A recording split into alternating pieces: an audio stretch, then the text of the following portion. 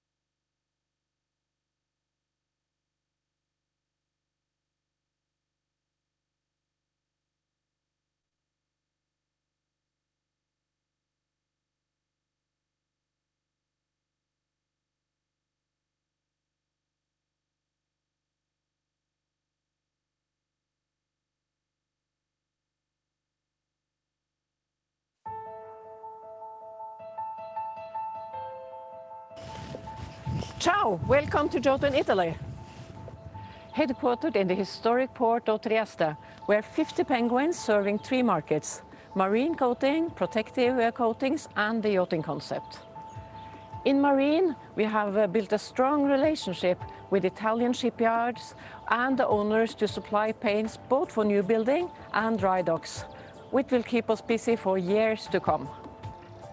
In protective, we are focused on HPI and infrastructure, where we are seeking exciting growth opportunities, not only supplying coatings to domestic projects, but also by supporting customers who export specialized equipment and prefabricated construction elements.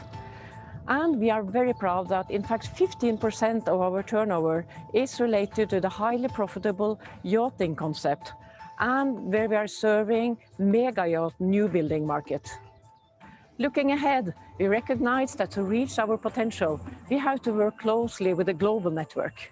Today, we rely on our colleagues throughout West Europe to implement new systems, training programs, and to coordinate the supply chain. But at the same time, contracts secured here in Italy are often supplied overseas. This is requiring cooperation with our colleagues all over the world.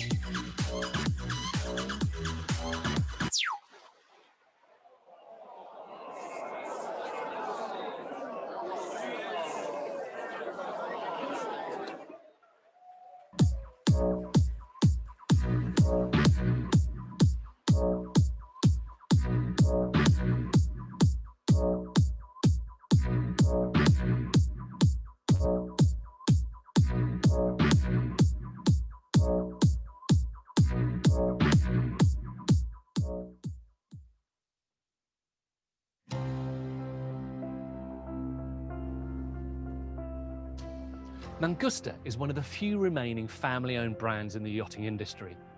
The Balducci family have been building boats in Tuscany, Italy since the 1950s. This experience allows the company to continuously reach extremely high levels of reliability and trust in every yacht they build. Mangusta maintains a strong presence in the large yachts industry and has delivered over 300 yachts in 30 years. Its fast and sporty Maxi Opens have become some of the most iconic models on the market.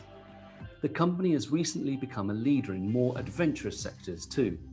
The Mangusta Oceano line.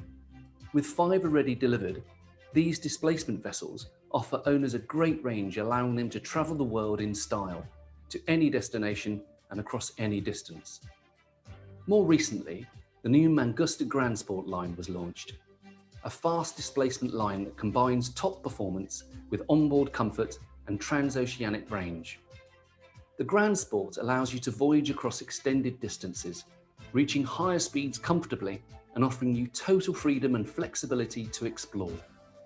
To learn more, please go to www.mangustayachts.com.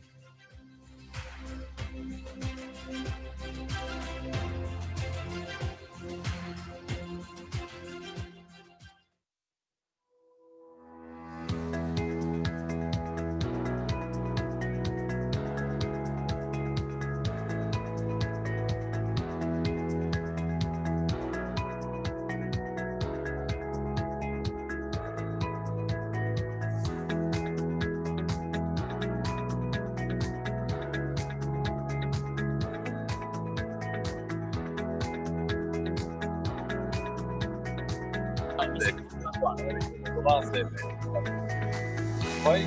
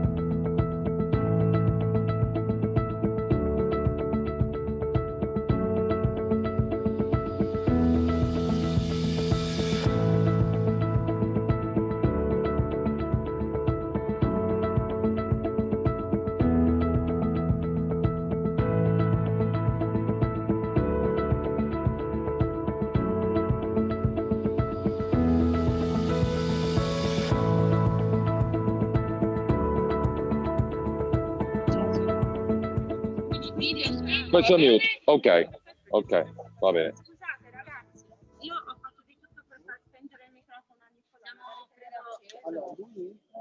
Ah.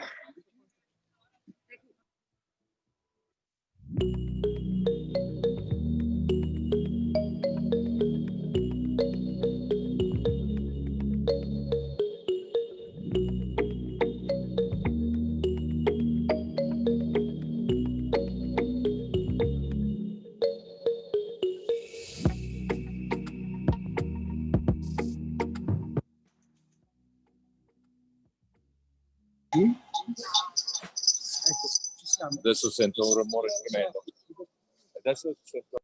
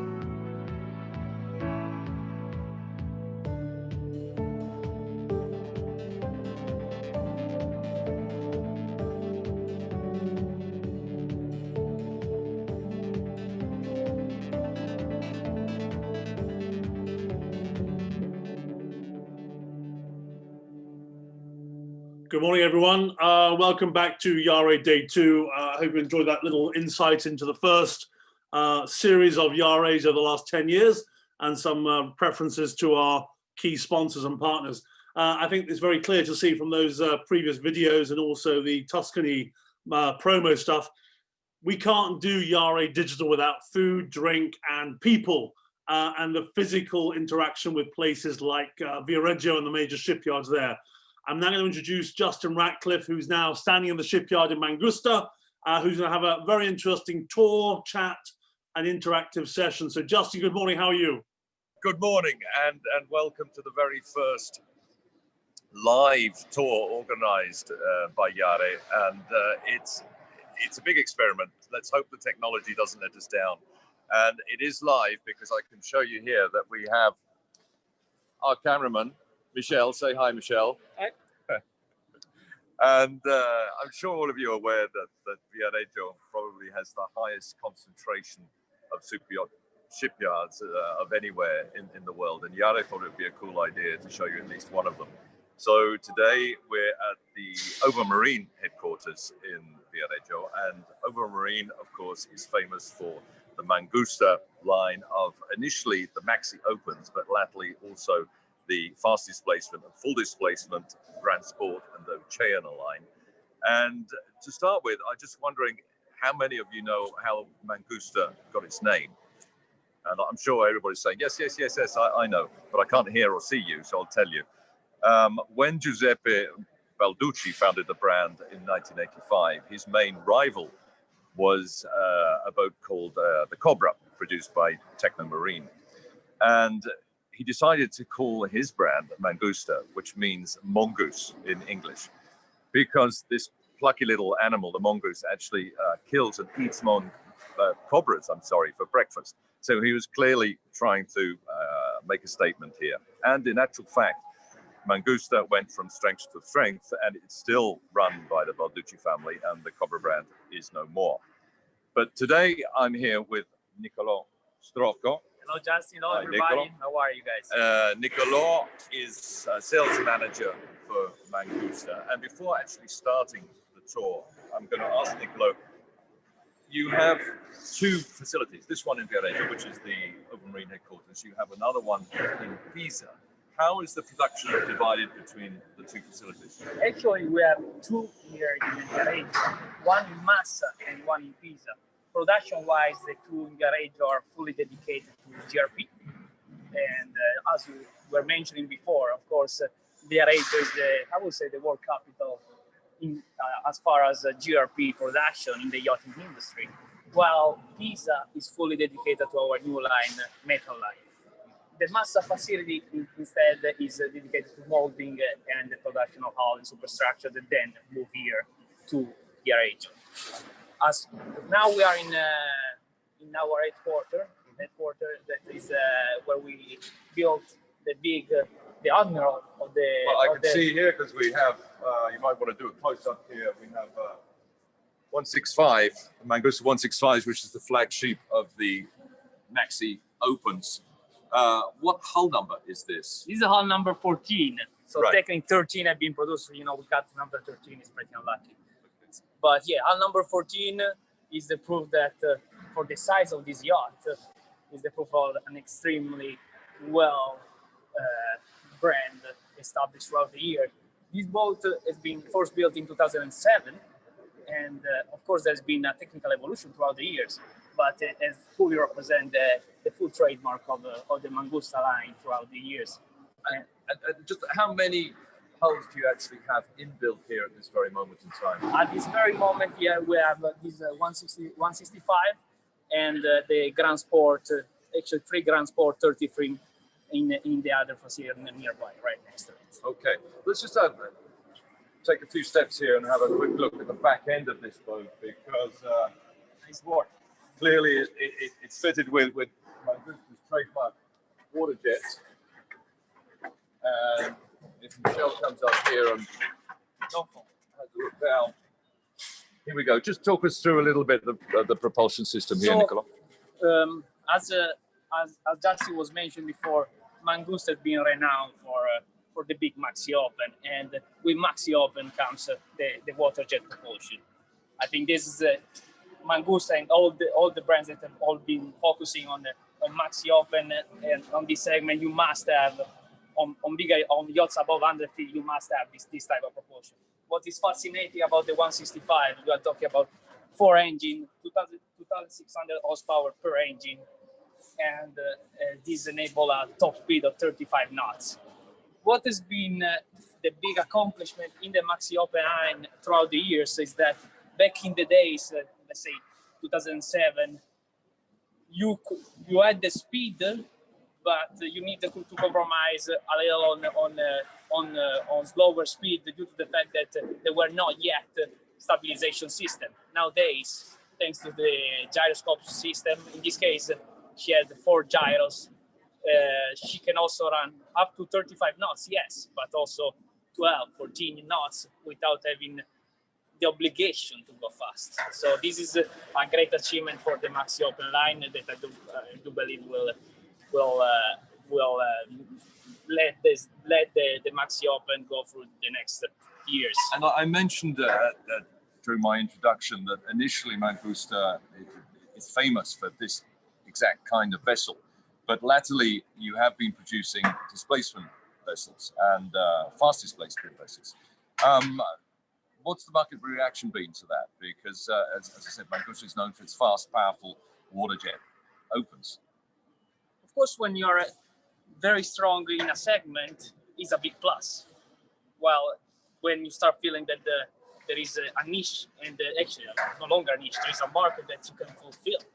Of course, at the beginning, you might, rather than reluctancy, you might find a little surprise on the market.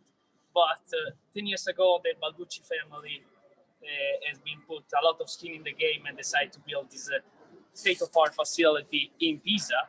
And so far, just at the end of the day, the accomplishment after 10 years, you can just see by the amount of yachts that have been built and sold and delivered.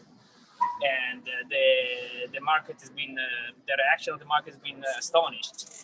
We currently have, just to give you a few numbers, then we might later also see some of these products in water. But just for instance, the 43, Oceano 43, that is a full displacement hull, we're already under construction. We have our hull number 6. The very first was Namaste, was that right? Namaste 2017. Yeah. So, and of course, great accomplishment as far as sales, but then we also like to highlight the fact that we also had a great accomplishment from the experts of the industry. For instance, Namaste back in the days won best yacht at the Follow the Boat show in 2018, if I recall, I was there. And last week, another boat that is aluminium and steel, that the 45 Grand Sport won at the both international yacht awards, best yacht beneath 500 GT, about 35 meters. And I know you also have in build and close to completion the new Mangusta 104 Rev, which is designed by Igor Lobanov. Is that here? Do we get to see it? And what does it bring, which is new to the open concept? Unfortunately, the beauty of the live is the fact that we need to run as fast as possible because it's 10 minutes away walking. So okay. Michelle might fall down. But so we want. So that's that way of saying that we're not going to get to see the new boat today. We won't be able to see that. But unless you run really fast. That being said, the 104 is built here in Viareggio, is GRP. Mm-hmm. So of course Viareggio.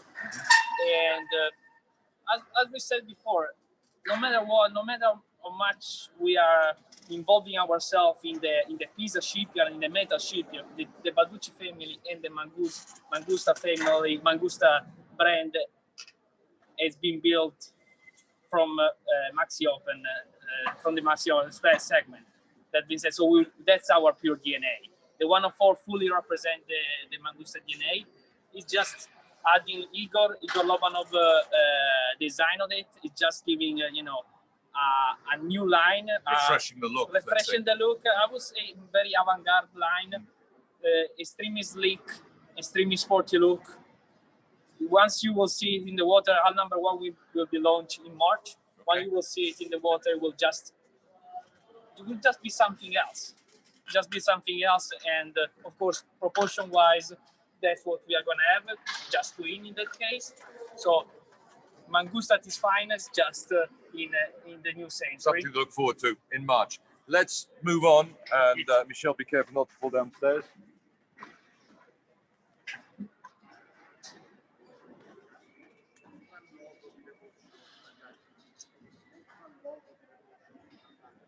So we are now heading from the area where we built this is the 165 area. Now we are in the area where we built the Grand Sport 33. The Grand Sport 33 is the smallest of all the Grand Sports, and is the only one in GRP. So it's the entry level model. I will define it. Entry level model. So we've got 1 yard, we're going down here, and Now in construction we have hull number 2, number 3, and number 4. And number 1 and 2 have been delivered on paper and been sold on paper. And the fact that hull number 1 was launched at the Colore Bosch also. Sorry about that. The fact that hull number 1 was just presented at the Colore show is the proof that it is already an extremely successful line. Yep. And how long is the total production start to finish? Look, from when the boat started, the molting process starts in Massa, I would say roughly 14 months. Roughly 14 months.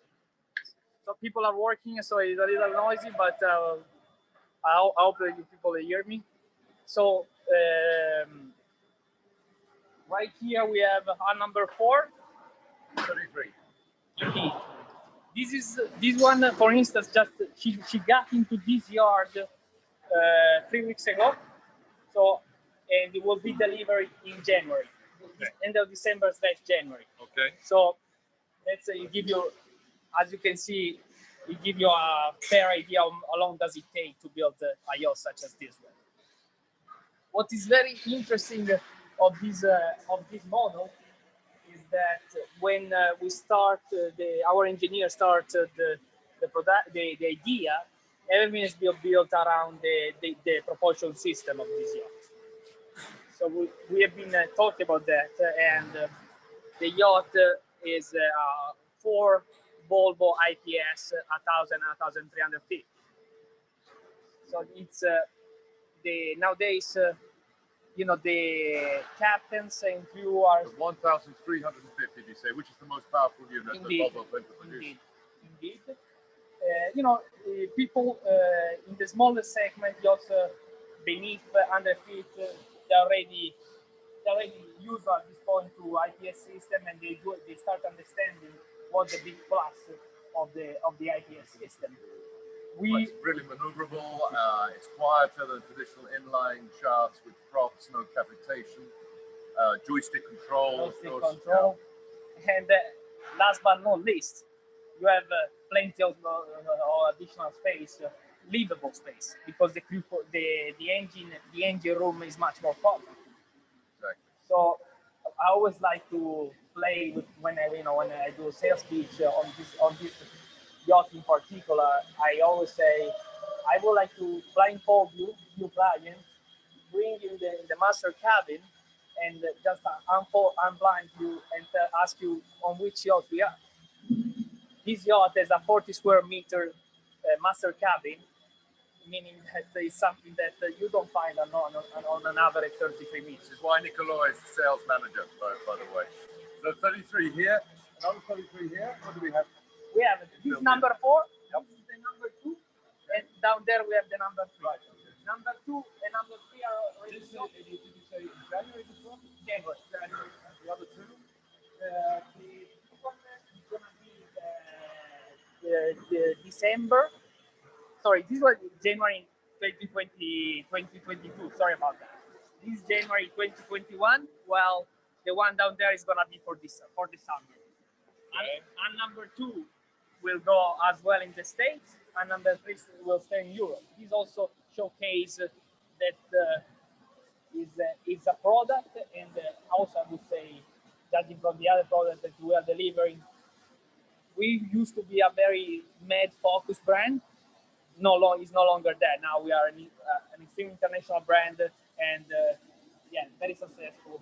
And with all these models, including the entry level 33, to what extent can customers customize the boat? I presume not on the outside, but on the inside. We are a semi-custom yacht builder. So I like to say we build the box, the outside, but the interior is all up to the client. We have a full showroom area where it's really, I would say, it's just the imagination is the limit. Even myself, when I first stepped in my showroom, I was like, wow, okay, I can spend days and pick the wherever materials, wherever wood, wherever upholstery, sofa. It can be production sofas or custom sofa. It's really up to the client to pick wherever you want. Okay. And do you have a particular market which attracts more customers than others, whether it's Europe or the US or the Middle East? I lately the US.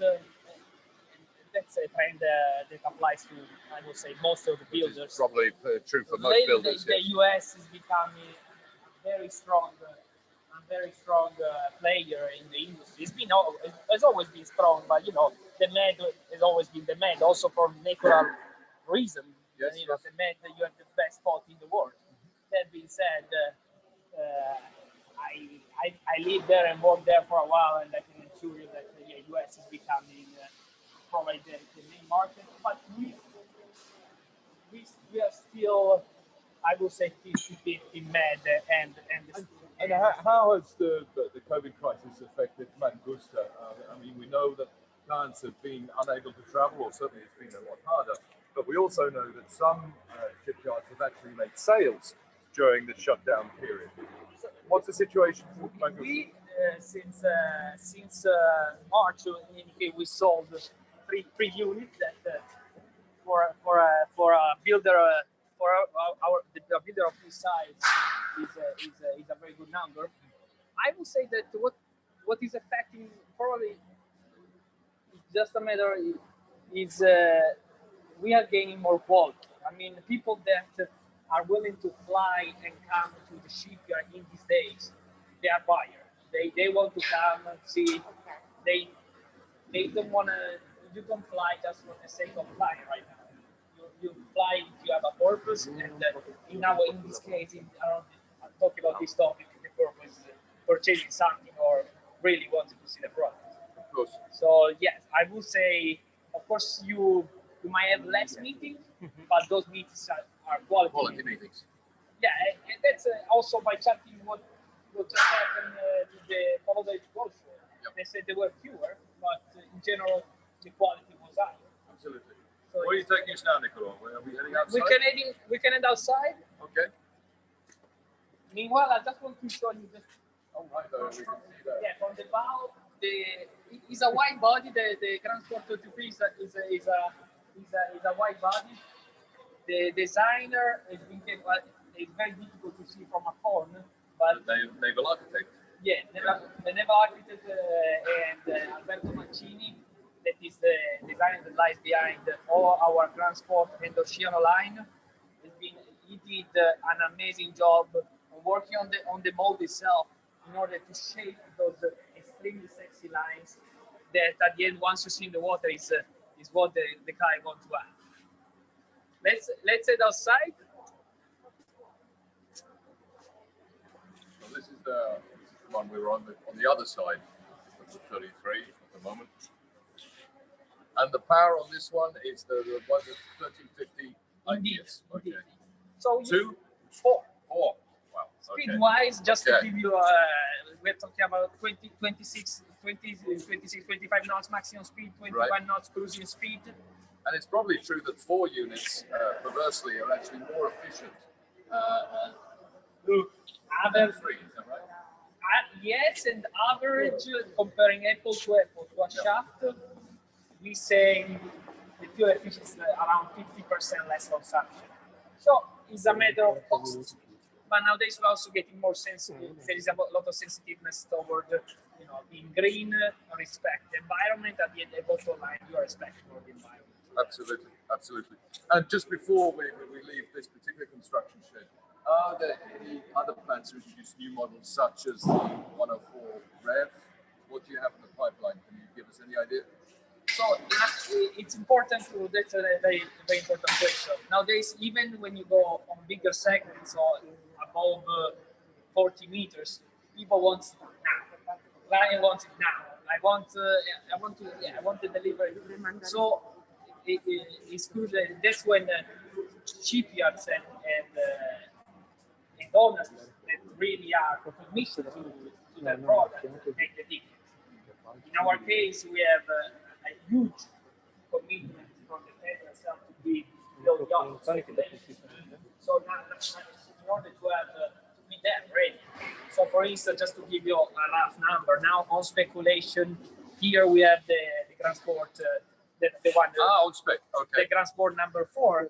In Pisa, we have a 43 Oceano that is going to be ready for delivery in June. And to what extent will you continue with the build on spec? Are you prepared to finish the boat, or do you slow down at a certain point So, and wait for a buyer? There are certain yachts that we want to finish. For instance, the 104 is the 104 Revolution will be ready in March because it's the number 1.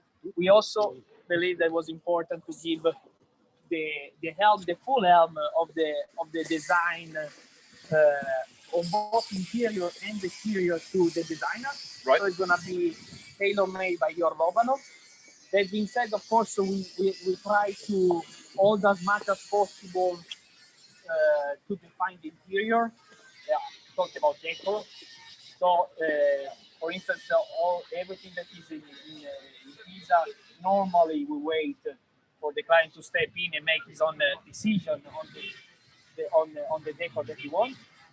Here it's quite often the same. For instance, the Grand Sport, everything has been selected by the clients. The exception right now in the GRP line is the 104 that, because it's the number 1, we wanted to showcase to the market the way Igor Lobanov thought he was supposed to be.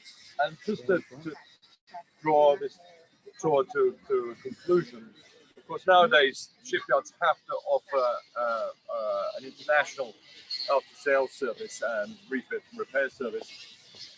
What does Mangusta offer in this line? Look, there is a crucial aspect. There are plenty of builders that build nice, good-looking yachts. We do believe that those are among the finest. We are gonna sell the first yacht through aesthetic, through shape of the lines. You won't sell a second yacht unless you're capable of delivering the right product and provide the right after satisfy all the So other. these boats here are being refitted at the moment. They are here for service. They're not for refitting For purpose. servicing. This one actually is the 45 Transport 45 number 1 is actually the one that won the award last week. Okay. So they are here for the winter service. In this case, we have this 45, the 110. For instance, the 110 we will haul out next week and go in our winter shading. That is where we build the 104. And where would they go in the US, for example?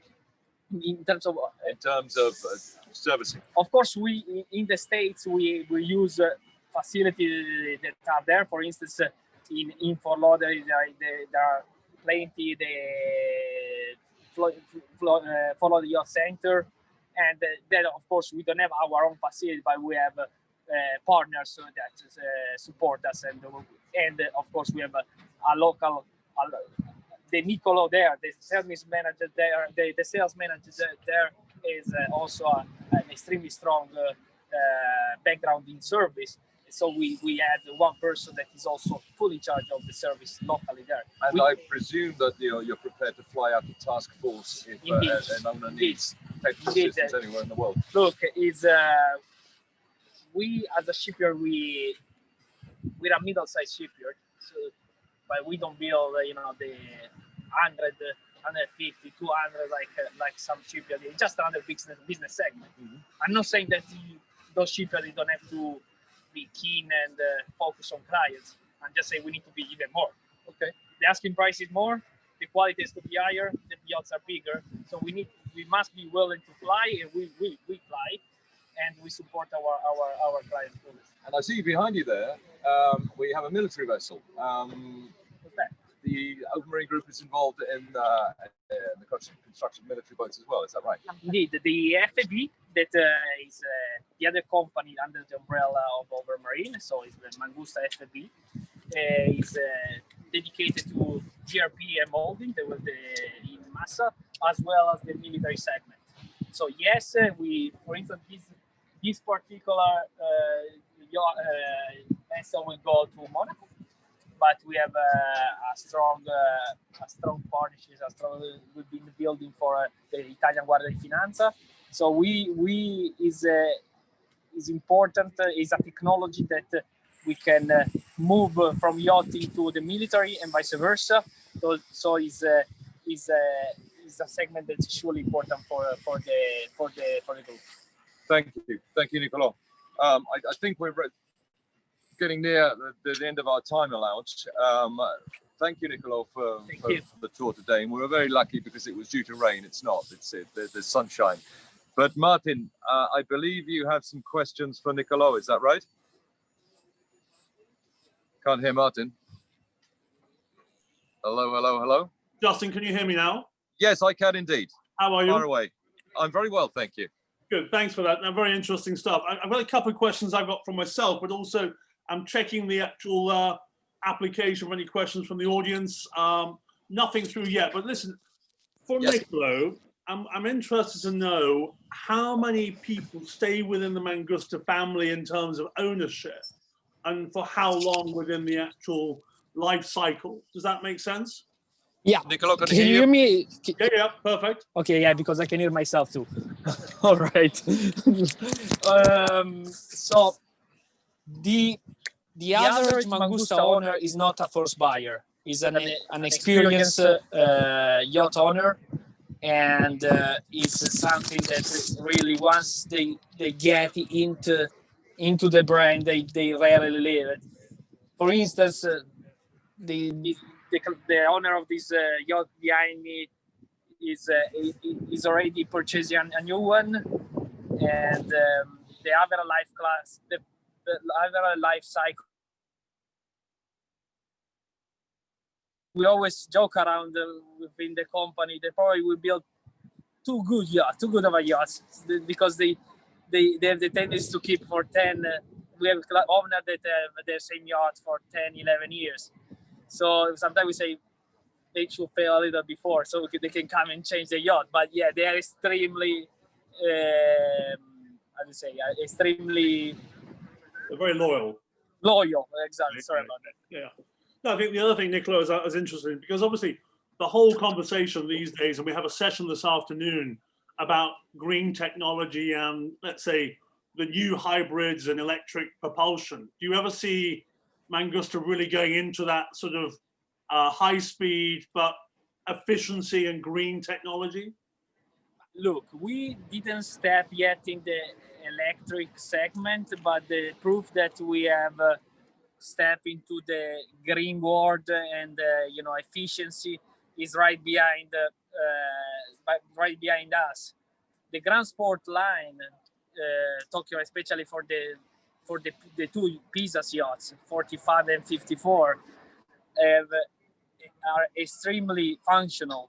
They can, for instance, the 54 hull number 1 is renowned because it's never been shipped on a cargo. It's been going all over the world on her own bottom, and she can run at 11 knots. She has a range of 4,500 nautical miles. Yet she can, once she wants to go fast, she can go 29 knots. But for instance, right now she was a few weeks ago in Australia. Now she's dating to Indonesia. So of course we need it's an important topic. We need to deliver yachts that have the sleekness and the sport look, and yet in case it's needed, they can go slower and without extreme consumption, and keep that green wave on. But I think it's what you touched on earlier, Niccolo, as well, that being green is not necessarily about diesel, electric or hybrid propulsion, but about more efficient propulsion solutions, such as smaller engines, but more often Volvo Penta or even hydrojets are actually extremely efficient. Once the 165 before used to be 3 engines, no seakeeper, but that's another topic. Bigger engines. Now it was capable of going over 40 knots. Now the clients that stood at probably 40 knots, you rarely go 40 knots on a 165, and we decided, okay, let's go with 4 2600, 35 knots, reasonable actually for a 165 is a great speed, and yet less consumption, and yet with Seakeeper you can go 12, 13, 14 knots. So at the end, if you compare apple to apple, you will have the consumption of a shaft. So we also need to, there is this terror of maxi open equals consumption equals harming the environment. Yeah, exactly. No, it's no longer that. That's let's go with data, and you will find out at the end of the day it's a matter of the usage that you do. And as we can provide that usage, of course, is an added value for everybody and for the environment itself too. Yeah, Nicola, I think what's interesting is maybe that information or maybe that clarification is part of the next stage of the education of the market. So, because I think the perception is Mangusta is all about fuel and speed, and I feel there's a story to be told there that's much more focused on that sort of efficiencies topic. And I'm happy to be in this panel and to present that. Once again, it's for one standpoint, it's a pros because it means that back in the days, and even nowadays, when somebody wants to purchase a maxi open, we always thought about the Mangusta. But the fact that, and I would like sooner or later to show you the Pisa facility.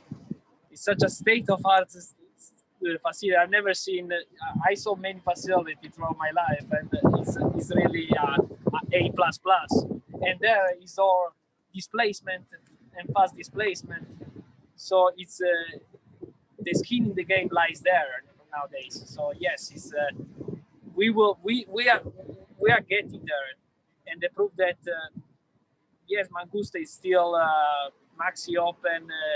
In the mindset of some people, might be in the maxi open, but the fact that the yachts have been rolling and been selling, it means that probably that perception is changing.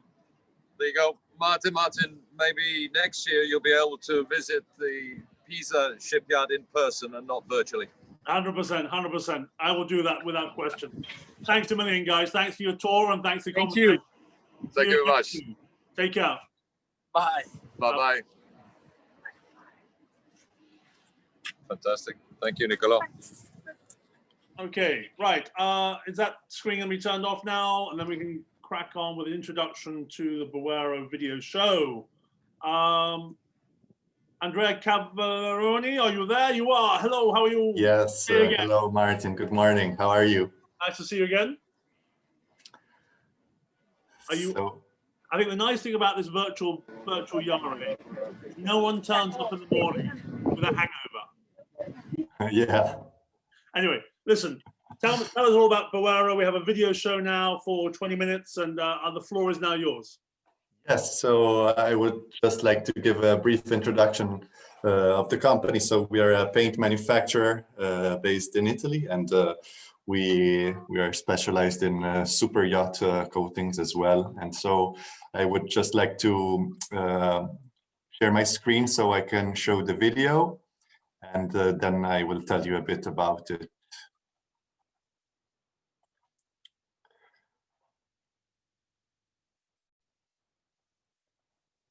So you should be able to see the video right now.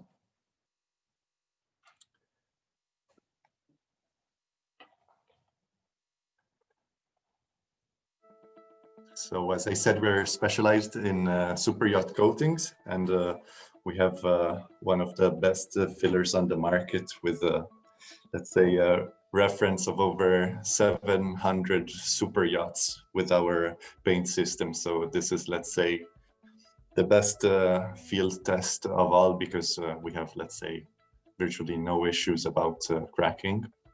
And in this moment, we are seeing a little bit of, let's say, anti-fouling application on a super yacht. And then what I wanted to tell you about was this. We're very proud to be technical sponsors of technical partners of one of the fastest foiling trimarans in the world. So this is Maserati Multi 70, and they set actually a world record from the Hong Kong to London. So it's we're proud to be technical sponsors, technical partners of this this boat.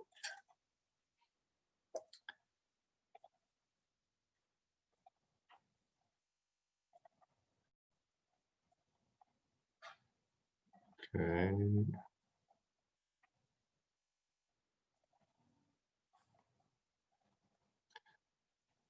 So here I am.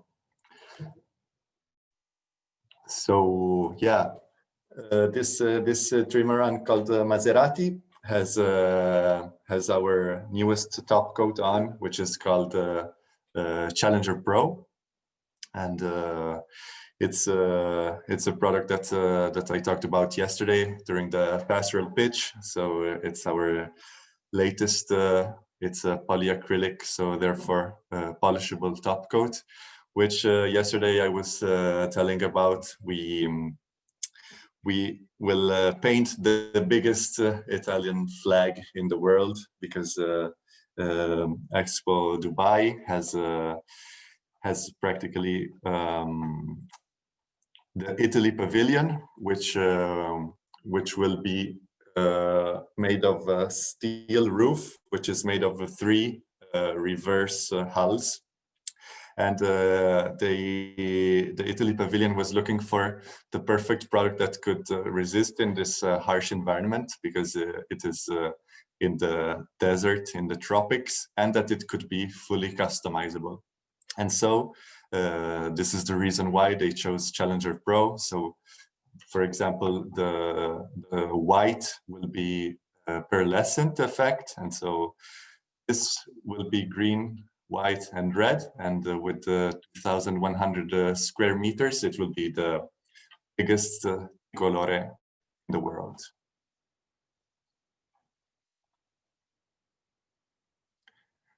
You have your microphone off. Apologies. A very simple question, Andrea. In terms of Boero's business development strategy, what other areas of the world are you really focusing on? What is your position in the market these days?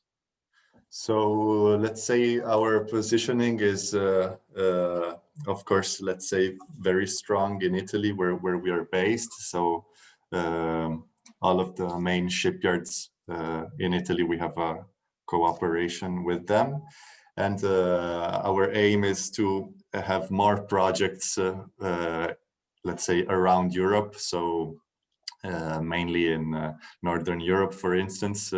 So we are kind of focusing majorly on new builds, and of course we have a lot of refits going on, not only in Italy but Europe-wide as well. In terms of the refit market, because this is obviously Yare is a refit and after sales event. What advice would you give to captains and managers in terms of this thought process around repainting or planning paint jobs or working in the painting sector? What advice can you give as Boero that would be valuable information for the future? I think it was a topic that was mentioned in other panels. The important thing is to, let's say, ask for advice to specialists in order to understand what is, let's say, the best paint system, what is the best paint system most suitable for the specific yacht, and let's say also, for instance, the specific itineraries that will be chosen.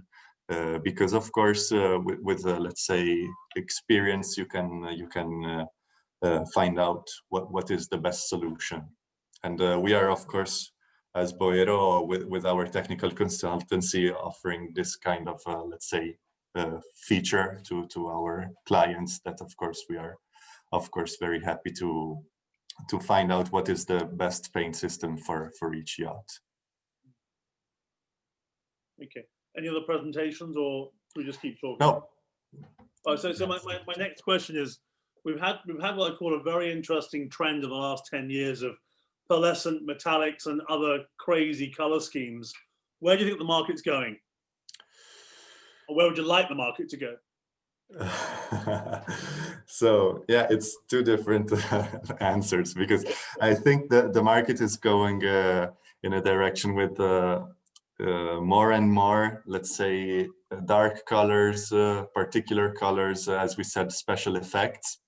And but technically, I personally wish that the trend would be more on white and on, or at least on light colors, because I mean, it's not only an aesthetic decision, but there's also a reason why yachts used to be mainly white, because if the hull and superstructure are painted dark, they can reach extremely high temperatures, and so this can put the paint system to an extreme, let's say, stress. So therefore, we of course made tests of let's say the resistance of our paint systems, apart from, of course, let's say field tests, but also lab tests, going, for instance, with an independent lab up to plus 80 degrees and then minus 30 degrees to see if this temperature shock would affect the paint system. And for instance, because this is a regular temperature shock that can happen, for instance, in the summer in the sun, or in the winter in the sun. So like during the day it heats up a lot, and then during the night it goes suddenly down. So this applies not only to the paint, where of course we are working on having it super stress resistant, but also on the structure of the ship. So practically the ship moves a lot due to temperature stresses, and practically ships have to be built differently depending on if the color will be chosen light and white, or let's say dark and black, in order to resist to these temperature stresses. Yeah.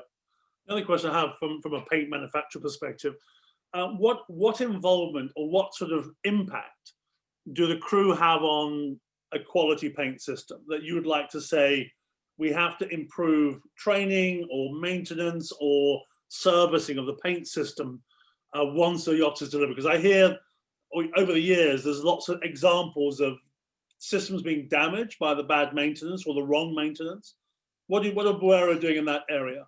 Yeah, so we insist a lot on proper maintenance as being a key to let's say making the paint system, especially the top coat, last as long as possible. And so therefore we have, for instance, specifications. So we invite, let's say, everybody to follow the specifications for maintenance that we recommend. And yeah, we are, let's say, working on training crew in order to properly maintain the paint system to make it last as long as possible. And before a boat is delivered, in terms of that curing time and that sort of getting into the water, one of the things I always ask about is how much time do you need before a paint system is really cured, and do we have enough time? I mean, I think the real technical answer is that, for instance, the filler, which is, so of course a few layers underneath the top coat, since it's the thickest layer in the paint system, will actually take months before it is, let's say, finally reticulated. So there is, let's say, a first part of reticulation when it can be considered, let's say, ready for delivery, but it will continue, let's say, the chemical reaction underneath for months before it is fully cured. Yeah. Okay.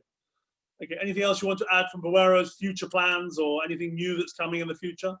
No, just let's say telling everybody listening that if you have any questions, you can, let's say, contact me personally. You can find us in the Boero profile inside Yare, and you will find my email and contact me for any question. And good stuff. Andrea, I look forward to seeing you in person again in your offices and in some shipyard somewhere. This virtual thing's not fun. We like to be together. Yes, see you soon. All right, take care. Thanks a million. Bye, Martin. Thank you. Take care. We now have a very short musical interlude prior to a very interesting topic that is of cybersecurity. And cybersecurity, from my point of view, is just around the corner. There's a very interesting regulation on the horizon. And I'm sure the next panel will be shedding light on the impact, but also how to manage and prepare yourselves for what is a real threat that we cannot ignore. So enjoy the music, and I'll see you later on. Thank you very much.